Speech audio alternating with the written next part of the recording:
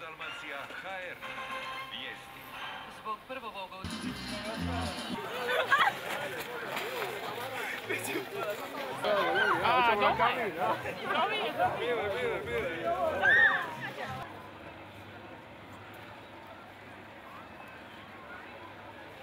Evo, upravo dolazim s posla, nema prijevoza, gradski autobusi ne voze, jednostavno auti koji nisu spremni za ovu zimu, nemaju ni lance, niti gume zimske, tako da smo osuđeni mi svi koji radimo, ne možeš nego pješke. Šta da vam kažem?